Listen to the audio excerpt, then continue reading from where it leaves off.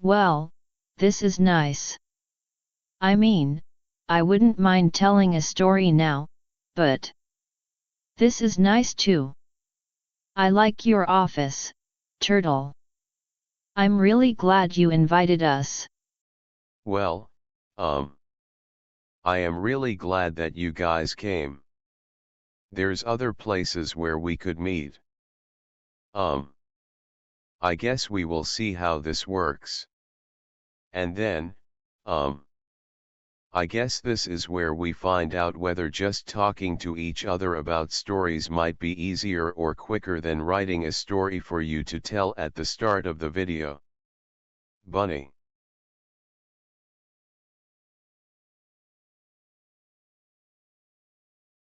Sometimes we just need to take a break. Wait. Don't panic. We are still dedicated to uploading each week.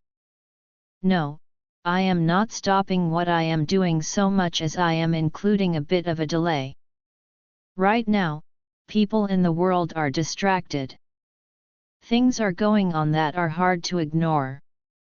And also, this is the season to be outside and enjoying the real world. So, what we are thinking is, we are not going to stop our weekly videos. We are still committed to that. But, what we are thinking is that we will pause the story part of the video. So, that means that, we are not working so hard to come up with a new story for each week.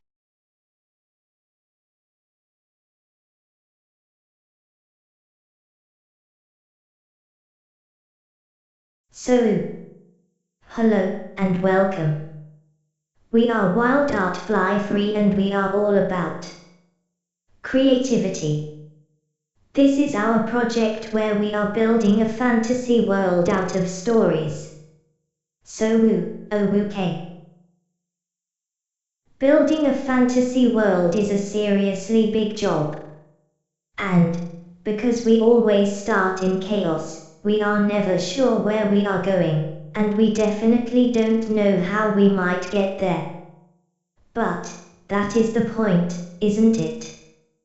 We are dedicated to finding a place that no mind has ever been before, so if we have no idea how to get there, then at least we know that we are going in the right direction. So then. That's our plan. We fill our world with chaos and then we use the chaos as the building blocks for our world. At the same time, we are learning about making YouTube videos and even how to build a YouTube community. Okay, well, thank you for your interest, and if you think you might enjoy building stories into a fantasy world, please feel free to contribute.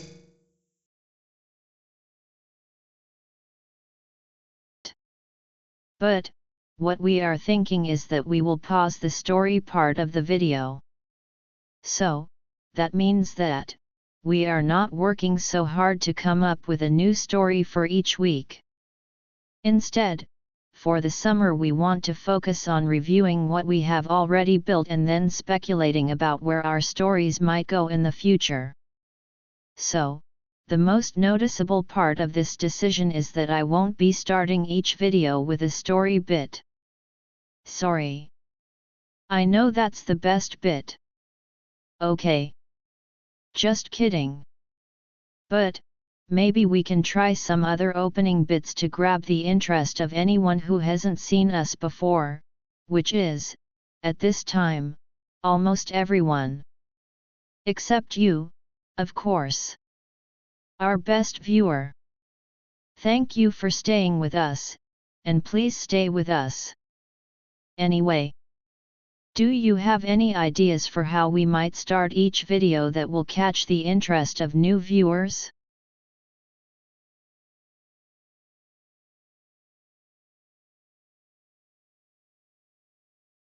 Here at Wild Art Fly Free we are all about creativity. And for us, creativity is the path from chaos to perfection. So now we will share with you the secrets of perfection. Keep these truths close to your heart and never ever share them with anyone, except in the cause of pure creativity. So, if you are truly ready, then the secret truths are as follows. Perfection is temporary, fragile, impossible, and prone to explode. Okay, then. With these truths in mind, we are building a treasure trove of characters, plots, places and random ideas, that we will be able to add to our collection of chaos at any time. Then, we will journey our way through these ideas to some distant star of explosive perfection. After that really big, fat, chaotic bang of chaos that the exploding star generates, we will build our world out of stories. So, then, if you have any characters, plots, places or other ideas that you think might be at home in our fantasy world, please tell us all about them. Just remember that anything that you share with us will become public domain. That means that you kiss goodbye to your copyright. Is it all worth it? Well, ask us after we have reached the true star of story perfection, then we will all know. In the meantime, it's just really awesome that you could come along for the adventure.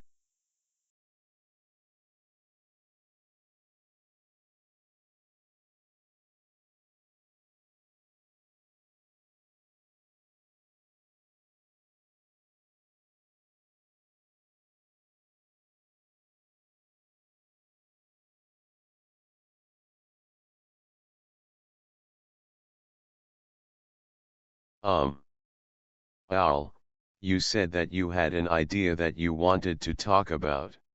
Oh, yes, Turtle. I do have a couple of ideas, but how about you guys? Is there anything you want to talk about, Turtle? Or you, Bunny? Did you like the last few story bits? Oh yes. I am really starting to wonder where every story is going. But, one idea that we were talking about involved the goblins. I know that we were thinking that they were going to try to become adventurers. And I like that idea a lot. But, now we are thinking that they could be a group of musicians. Like bards. And I really like that idea too. Yes, that's a good thing to talk about for sure. How about you, Turtle? Do you have any ideas? Well, you guys know that I have been working on maps and calendars. I have some stuff ready to show you in a bit. One idea that I have been playing with is that we should make these places more exotic and fantastical. We should have some magical places and some scary places and some very mysterious places. So, I think that I will start rolling the dice to see what the chaos gives us. Yes, I know that you think that I don't like to deal with new stuff. But, as you pointed out, Owl. So long as we think of it as a game, then anything that we do isn't really a mistake. So, I'm still not really used to adding random chaos, but at the same time, it is sort of fun. Does that make sense? I'm still stressed, but I am also enjoying it. Ha! Of course, Turtle. That's how I live my life. Really? Bunny. Well, I guess next I get the big ears. Well, that will be okay. Just so long as I can fit them into my shell. Well, I'm glad that you guys have something to talk about too, and we really need to save time for those excellent ideas. Or if not save time, then make time. Anywho, I also have a couple of ideas that I want to bounce off of you so that we can play with them. Well then, Owl, I'm intrigued. What sort of ideas do you have for us? You always have really good, smart stuff. Oh, okay then. I was thinking about, well, you have probably heard me talk about it before, but, well, I get annoyed with some people who use too many personal pronouns when they speak. Some of those people are really too self-centered. You know, like a certain gnome king.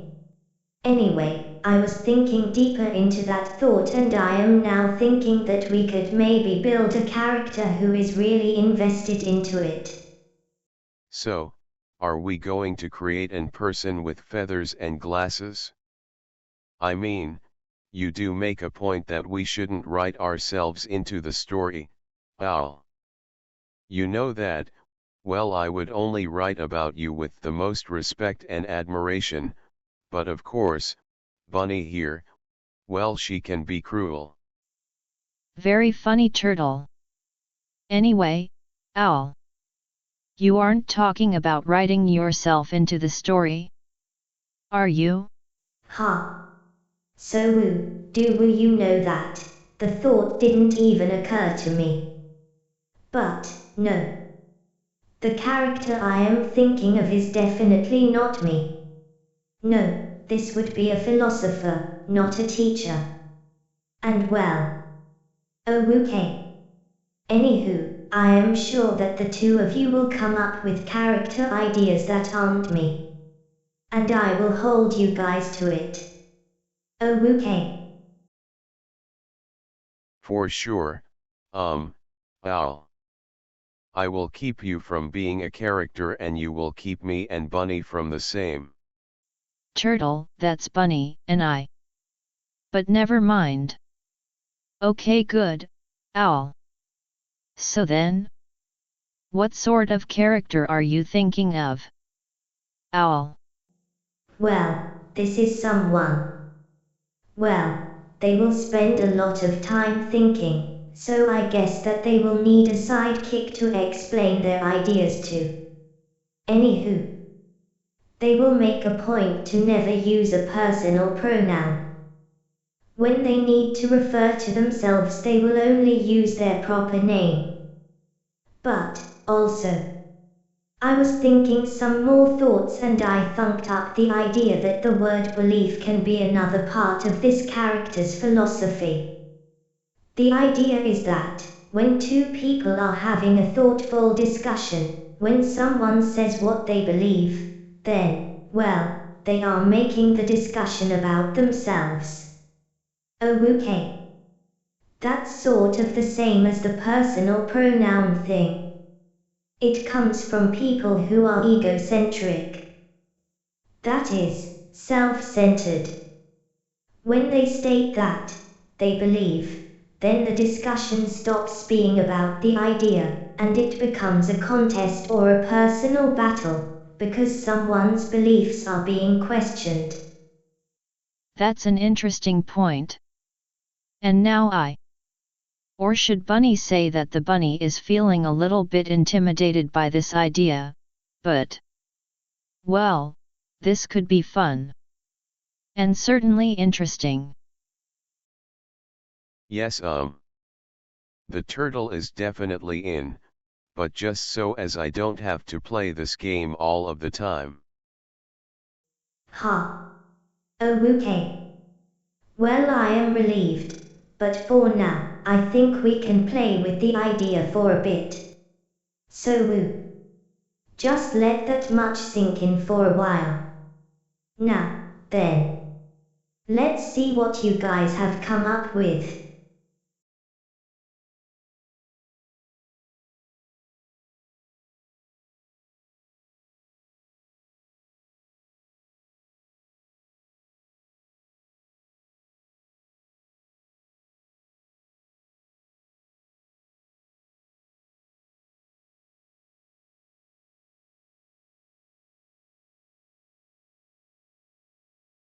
Well, I have been working on maps. Maps do give us a clearer picture of the world that we know. We put lots of details on the maps that we don't want to need to remember just in our heads. Maps are cool. What do we need to know about drawing a map? Besides that water goes downhill. We are starting big and rough. Our world is really made out of stories. People don't usually care about the story of how water goes downhill, but it is interesting.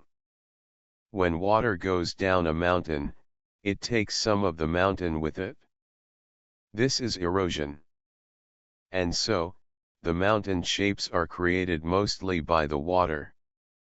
But, anyway. Most people want to know more about people and less about mountains and water, so. What can our maps say about the people? People want to live near water.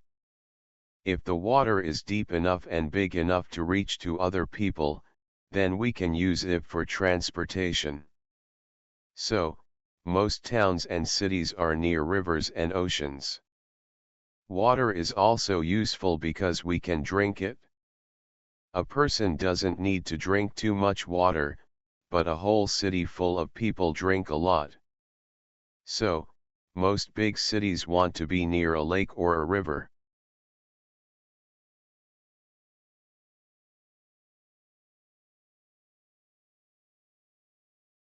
Dowig is human and male and he is a wealthy landlord. But, deep down, he isn't totally bad. While he lived in Swanford, Dowig made a living by taking money from people who needed a place to live. Historically, it was the wealthy landholders who were so rich and powerful that they forced the kings to let them have a vote. In a way, each landlord acted like a little king on his own piece of land. Anyway, that's sort of what we had in mind for Dowig and for Alex, who is a female counterpart. Of course, being a woman, Alex wouldn't have been given a vote in our world. Does our fantasy world of Opsipyadok have a similar history or prejudices? Anyway, Dowig and Alex don't get along with each other. So, is that why the powers that be, meaning us writers, but, is that why we keep putting them together? Authors wouldn't be that cruel? Would we? Anyway, Dowig is a landlord, but no, he isn't totally evil. We were able to see some of his humanity while he was traveling with the goblins. He wasn't totally racist and at times he even showed that he cared about the goblin youths. Of course, he treated them like young children and maybe even like pets, but, at least he did care about them. Then, when he shared the responsibility over the child halfling, Fog Dancer, he definitely cared and tried his best to do right by her. Even when it meant that he had to get along with Alex.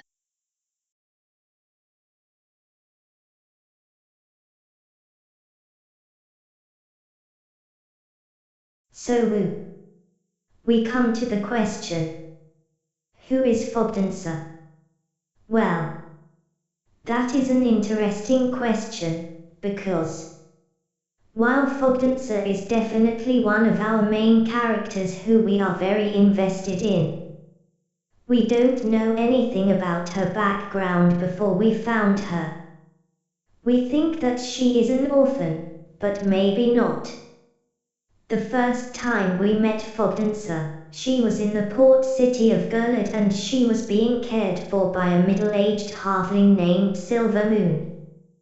But, then Silvermoon must not have been overly attached to the girl because when a wealthy merchant offered to take her away, Silvermoon agreed.